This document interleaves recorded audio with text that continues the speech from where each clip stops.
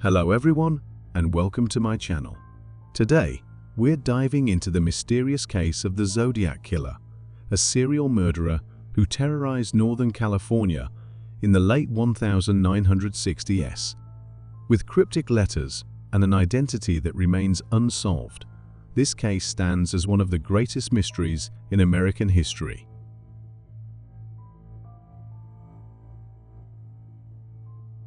This harrowing story takes us back to the late 1960s, a time when the streets of Northern California were gripped by fear and mystery. The Zodiac Killer, a name that would go down in infamy, orchestrated a series of chilling murders that shattered the sense of safety in these otherwise peaceful communities. His crimes began on December 20, 1968, when high school sweethearts Betty Lou Jensen and David Faraday were shot to death on a quiet lover's lane near Vallejo, California. This was only the beginning. Over the course of the next year, the Zodiac struck again and again, leaving a trail of terror and cryptic clues in his wake. His letters sent to local newspapers taunted law enforcement and the public alike. They contained bizarre ciphers, some of which remain unsolved to this day, and bold claims of responsibility for the killings. What set this case apart wasn't just the brutality of the crimes, but the chilling games the killer played with his audience. By demanding his messages be published or threatening to kill again, the Zodiac turned his murders into a public spectacle. Despite an intense investigation that included thousands of suspects and countless leads, the Zodiac was never caught, leaving his identity one of the most enduring mysteries in American criminal history.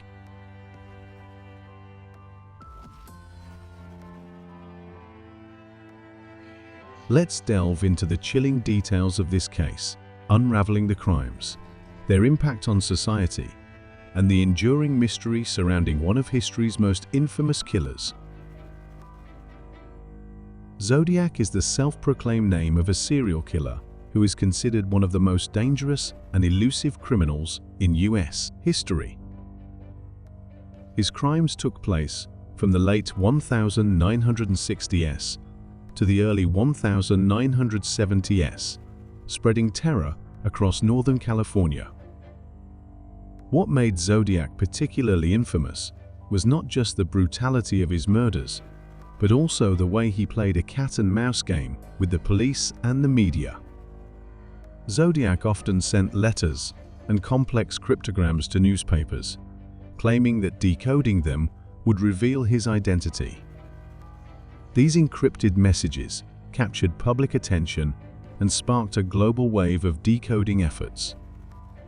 Over 50 years later, millions of people have attempted to uncover his true identity, yet the Zodiac remains a mystery.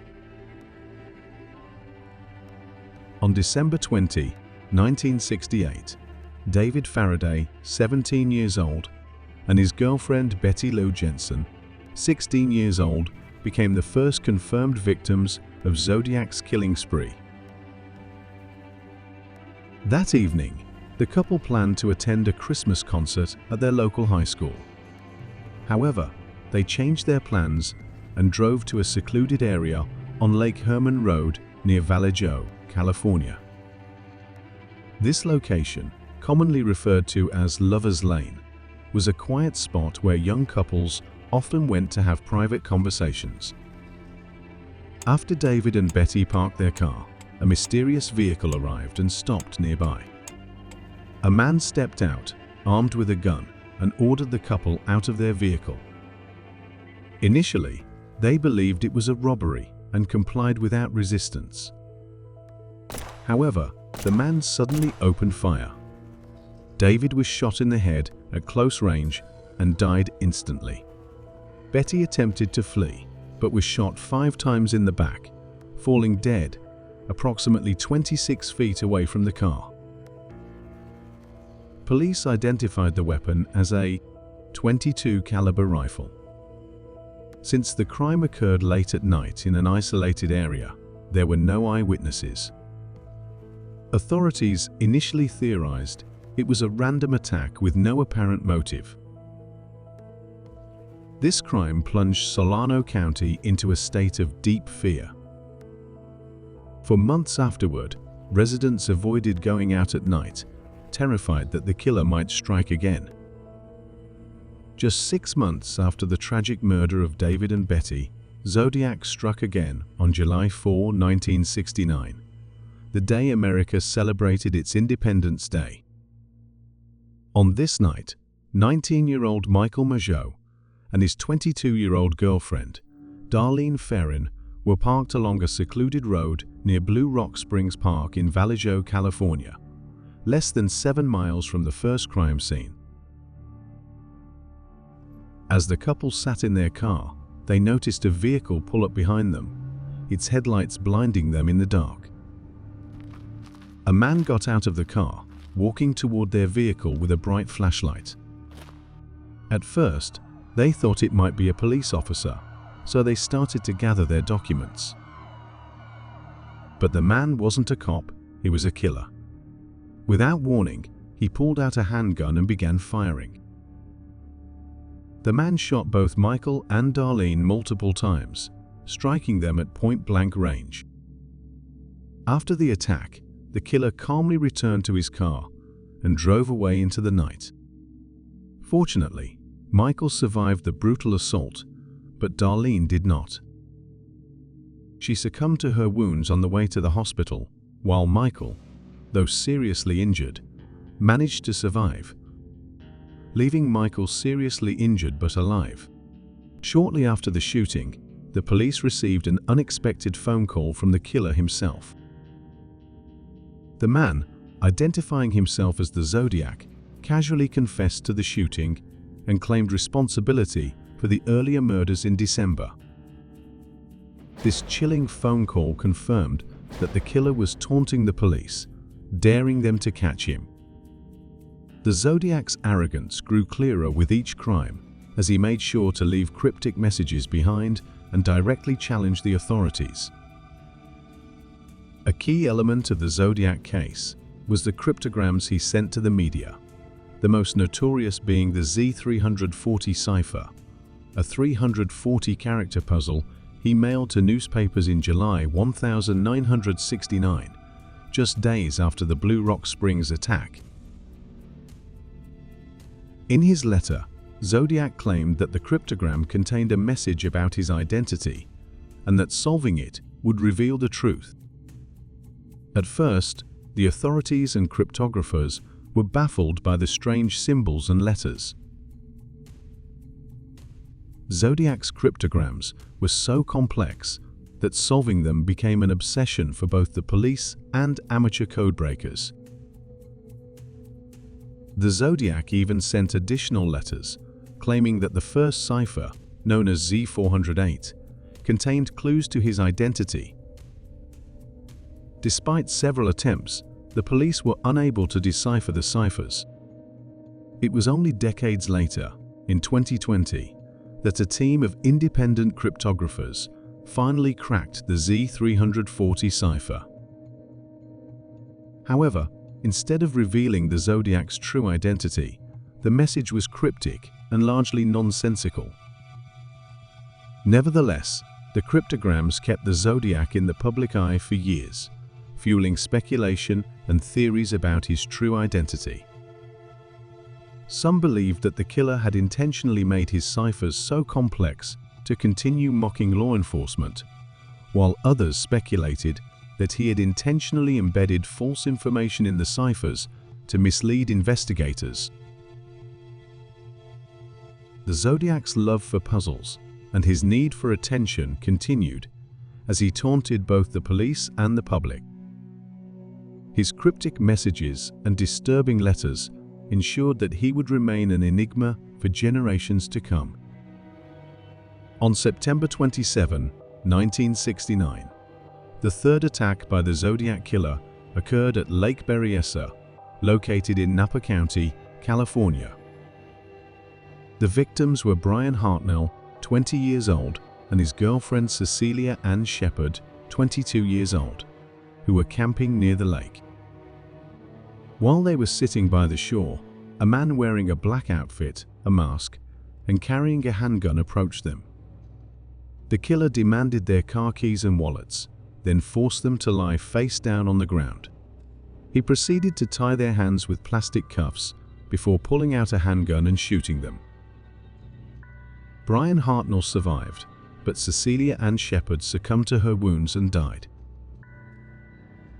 A notable detail in this attack was that the killer wore a costume featuring a distinctive symbol, a circle with a cross inside, the same symbol he had used in previous attacks. Brian Hartnell, the sole survivor, provided a detailed description of the Zodiac's appearance. According to him, the killer was a white male, around 5'10" tall, approximately 25-30 years old, with a round and muscular face. After the attack, the Zodiac not only fled the scene, but also left a chilling note containing his symbol and cryptic messages that law enforcement was unable to decode immediately.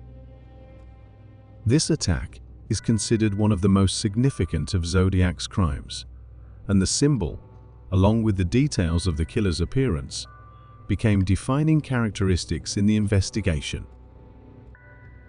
On the evening of October 11, 1969, in a quiet neighborhood in Presidio Heights, San Francisco, a brutal crime occurred, marking the fourth murder that the killer, known as Zodiac, claimed responsibility for.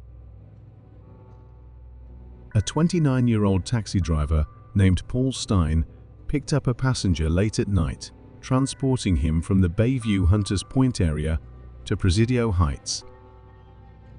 However, upon arrival, the stranger suddenly pulled out a gun and shot Paul in the head, killing him instantly. The killer quickly fled the scene, leaving behind a deadly scene with no witnesses. Less than a few days later, a strange letter was sent to the San Francisco Chronicle. It was a taunting letter in which Zodiac claimed responsibility for the murder, and he included a piece of Paul Stine's shirt as undeniable evidence. In the letter, Zodiac arrogantly stated that the bloody fingerprints found at the crime scene were a deliberate trick he had left behind to mislead the police. Despite the police's efforts to gather clues, they could not identify a suspect. However, through witness descriptions and connections to previous attacks, they began to realize there was a link between the murder of Paul Stine and Zodiac's earlier horrific crimes. In July of 1969, the Zodiac Killer sent a cryptic message that would become one of the most infamous puzzles in criminal history, the Z340 cipher. Following the partial solution of his earlier Z408 cipher, Zodiac crafted a new code, 340 characters long, filled with letters, numbers, and strange symbols. He boldly declared that anyone who cracked the code would uncover his true identity. For decades, millions of people ranging from amateur sleuths to expert cryptographers tried to decipher it, but all failed. Until December 2020, when a group of independent researchers led by David Oranchak, Jason Decoding, and Sam Blake finally unlocked the code.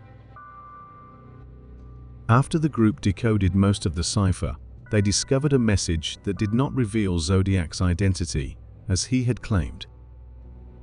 Instead, the message contained a taunting note and an additional challenge regarding the unsolvability of the ciphers he had sent. The decoded message did not provide any concrete information about Zodiac's identity. It only contained a statement like, "I have a submarine and I will be underground to continue my games." Despite not exposing his name, the Z340 cipher remains a testament to Zodiac's cunning, his endless arrogance, and his chilling ability to manipulate and taunt authorities and the public alike. It's a reminder of how, Even after all these years, the killer continues to haunt the pages of criminal history. Throughout his killing spree, Zodiac not only committed brutal murders, but also continuously sent letters to the police and newspapers, admitting to the crimes. These letters were filled with confessions as well as taunts and challenges, leaving both law enforcement and the public deeply unsettled. One of the most distinctive features of Zodiac was his use of complex ciphers and astrological symbols, such as a circle with a cross in the center, to add to the mystery and intensify the tension.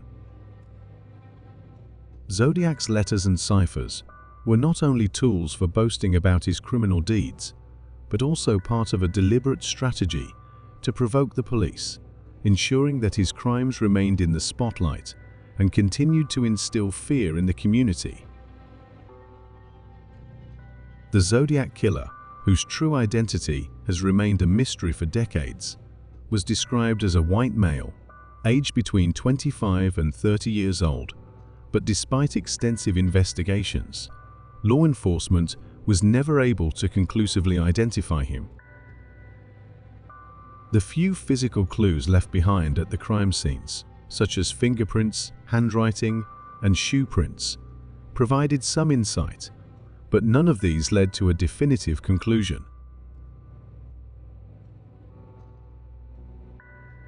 The fingerprints found at various locations were either too smudged or inconclusive, offering no clear match in the database of known criminals. Similarly, the strange symbols and cryptic messages written by Zodiac in his letters to the press were scrutinized in detail, but they didn't provide any concrete leads on his identity. Investigators also discovered shoe prints at some of the crime scenes, and while they offered some idea of the killer's approximate size and the type of footwear he wore, they were not distinctive enough to narrow down the suspect pool. Even with these valuable pieces of evidence, the case remained frustratingly open. The Zodiac's ability to cover his tracks and leave behind such limited physical evidence allowed him to evade capture for years. This was one of the reasons why his case remains one of the most chilling and infamous unsolved mysteries in the history of American crime. April 20, 1970, Zodiac sent a letter to the San Francisco Chronicle containing the unsolved Z13 cipher.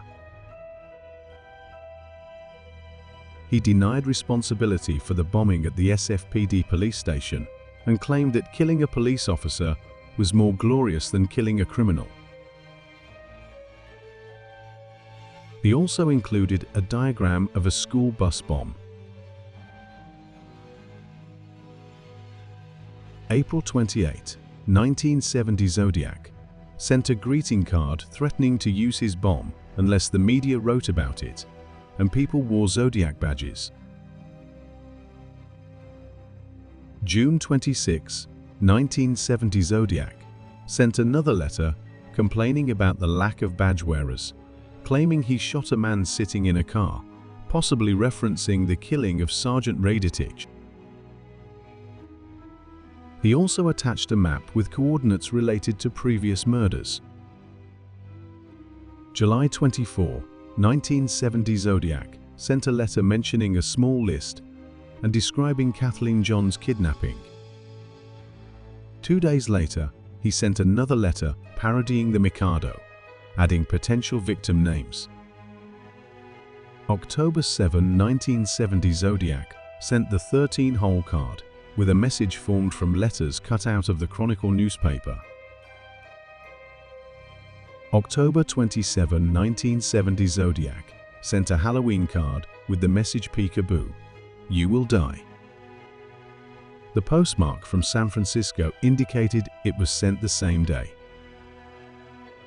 March 13, 1971, Zodiac sent a letter to the Los Angeles Times, mocking the police and claiming to have killed 17 people.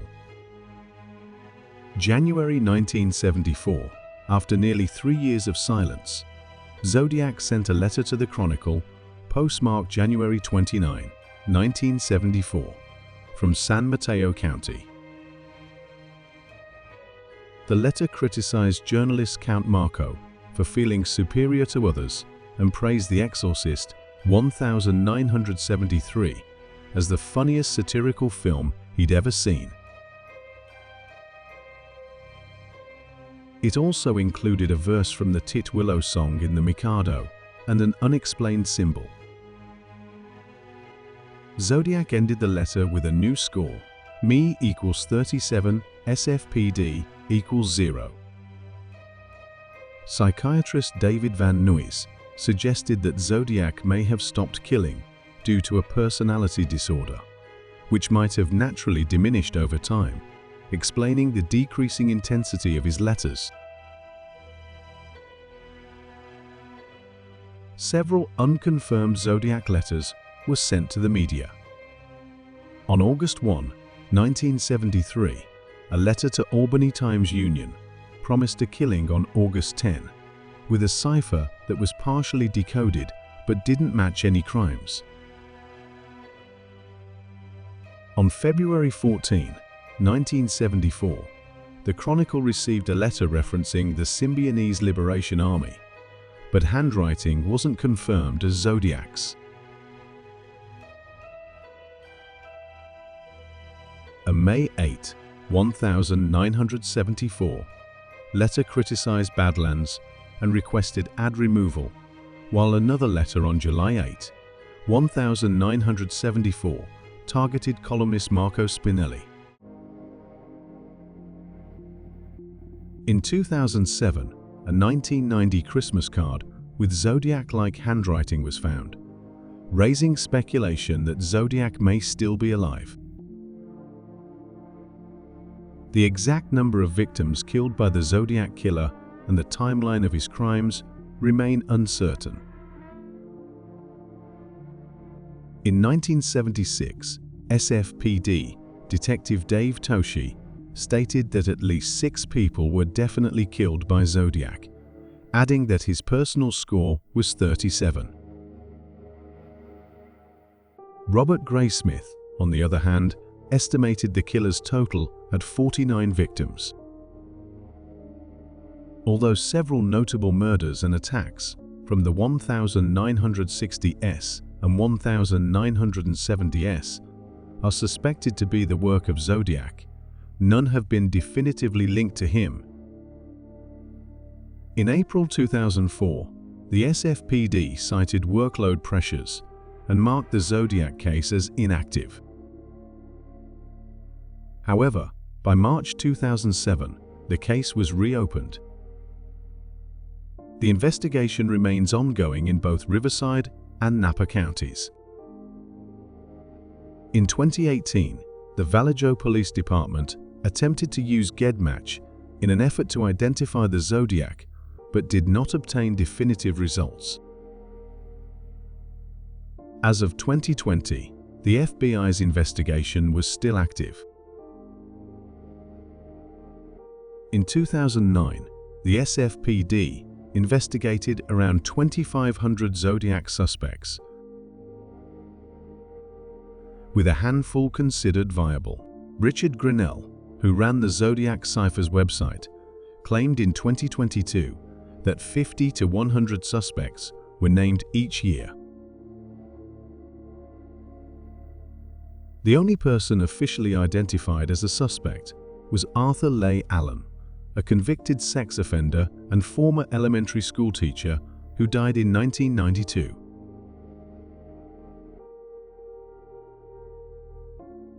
Allen denied being Zodiac and had been interrogated and searched multiple times over the years. In 2007, some detectives still considered him the most likely suspect, but by 2010, Toshi stated that all evidence against Allen was ultimately negative. Other possible suspects included Earl Van Best, Jorgeri Francis Post, Giuseppe Bevilacqua, Lawrence Kane, Paul Dewar, Richard Gaikowski, and Richard Marshall.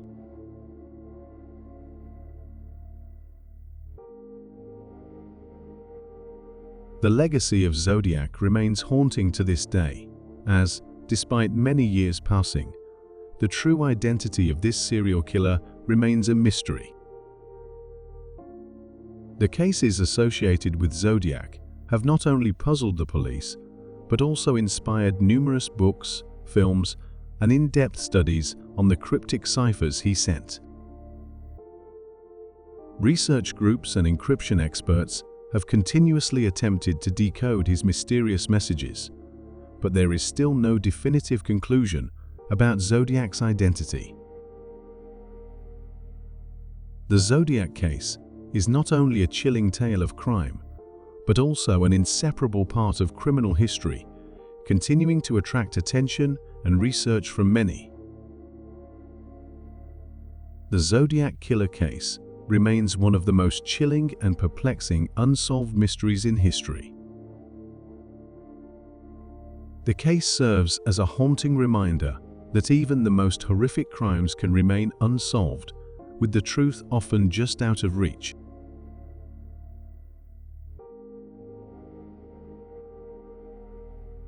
Although the identity of the killer remains unknown, the search for answers persists. We'd love to hear your thoughts on this case. Please share your perspective in the comments below. Thank you for watching, and stay tuned for more compelling stories in our next video.